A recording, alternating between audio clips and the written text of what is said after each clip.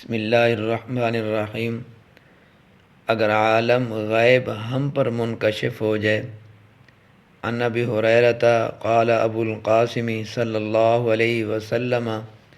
والذی نفسی بیدہ لو تعلمون ما اعلم لبکیتم کثیرا ولا ضحکتم قلیلا۔ حضرت ابو ہریرہ رضی اللہ تعالی عنہ سے روایت ہے، سیدنا ابو القاسم صلی اللہ علیہ وسلم نے فرمایا، قسم ہے اس ذات و پاک کی جس کے قبضے میں میری جان ہے، اگر اللہ کے قہر اور جلال اور قیامت اور آخرت کے لرزہ خیز ہولناک احوال کے متعلق تمہیں وہ سب معلوم ہو جائے جو مجھے معلوم ہے، تو تمہارا ہنسنا بہت کم ہو جائے اور رونا کیا ہے وہ بہت بڑھ جائے۔ یہ ہے اللہ تعالیٰ کی شان بے نیازی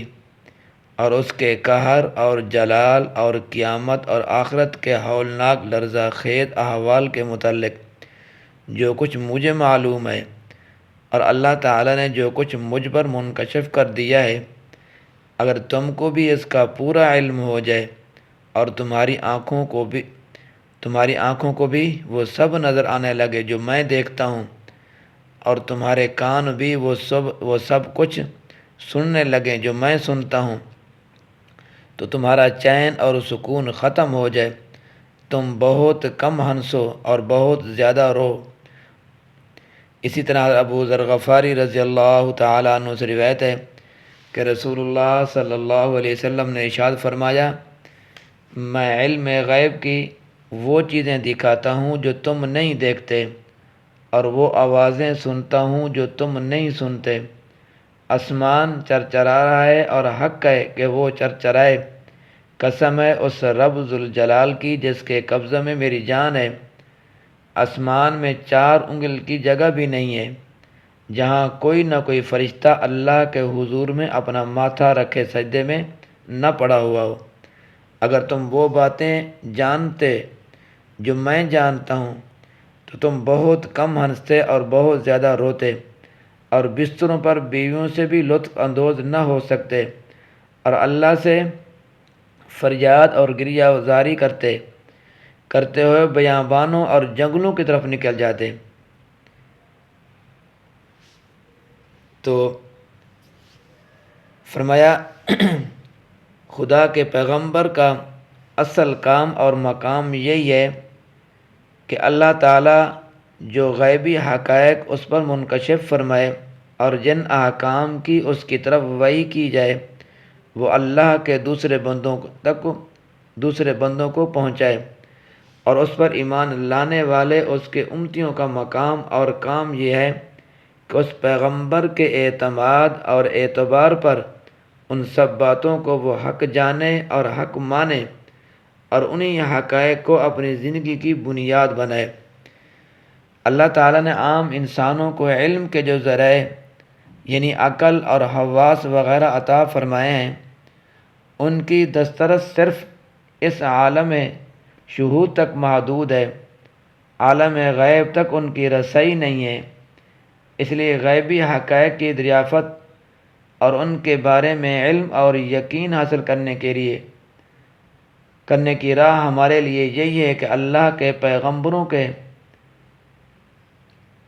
بات سننا اور ان کی خبروں پر ہم اعتماد کریں اور یقین لائیں، اسی کا نام کیا ہے؟ ایمان ہے۔ اسی طرح رسول اللہ صلی اللہ علیہ وسلم نے اس حدیث عالم غیب کے اپنے اس ہیبت ناک انکشاف کا ذکر فرمایا ہے کہ اللہ کے جلال اور فرشتوں کی کثرت سے آسمان چرچرا رہا ہے، اور 4 انگل بھر جگہ بھی اس میں ایسی نہیں ہے جہاں کوئی فرشتہ سر بسجود نہ ہو۔ اللہ اکبر، اللہ اعظم، اللہ اجل۔ آگے حضور صلی اللہ علیہ وسلم نے فرمایا کہ اگر میری طرح تم بھی وہ سب کچھ جان لو جو میں جانتا ہوں اور جو دیکھتا سنتا ہوں، تو تم اس دنیا میں اس طرح ہنسی اور خوشی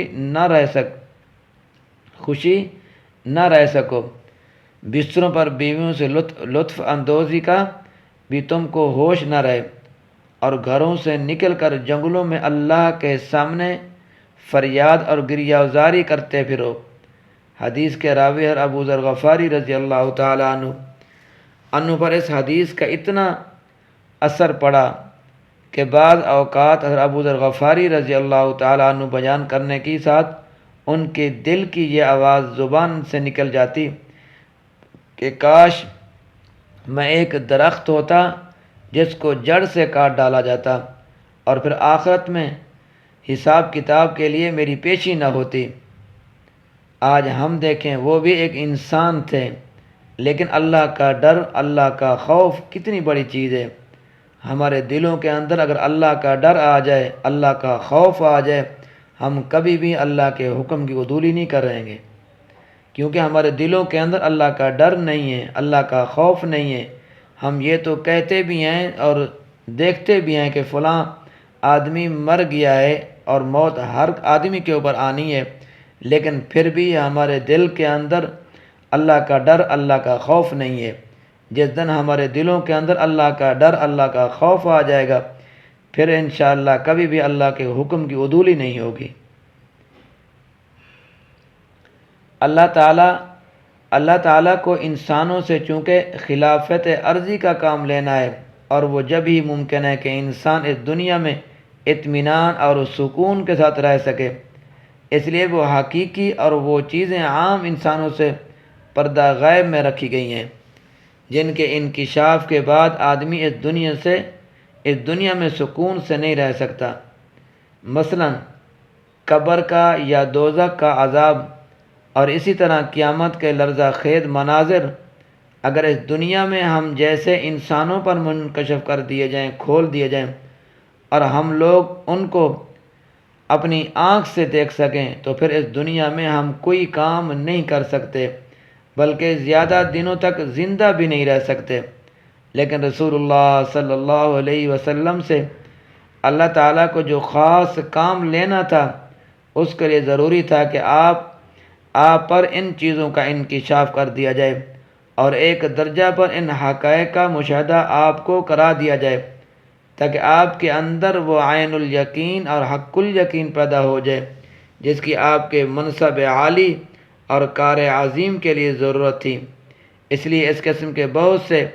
غیبی حقائق آپ پر منکشف کیے گئے، اور اسی کے ساتھ حکمت خداوندی نے آپ کے قلب مبارک کو وہ غیر معمولی طاقت بھی بخشی کہ اس انکشاف اور مشاہدے کے باوجود آپ اپنے تمام فرائض منصبی کو بحسن خوبی انجام دے سکیں اور دنیا میں ایسی جامع اور معتدل زندگی گزار سکیں جو قیامت تک پیدا ہونے والے ہر قسم اور ہر طبقے کے انسانوں کے لیے کیا ہو، نمونہ بن سکے۔ بدعا فرمائیں کہ اللہ تبارک و تعالی اپنے حکم کے مطابق اور رسول اللہ صلی اللہ علیہ وسلم کے طریقے کے مطابق زندگی بسر کرنے کی توفیق عطا فرمائے۔ اللہ تبارک و تعالی میرا اور آپ کا حامی و ناصر ہو۔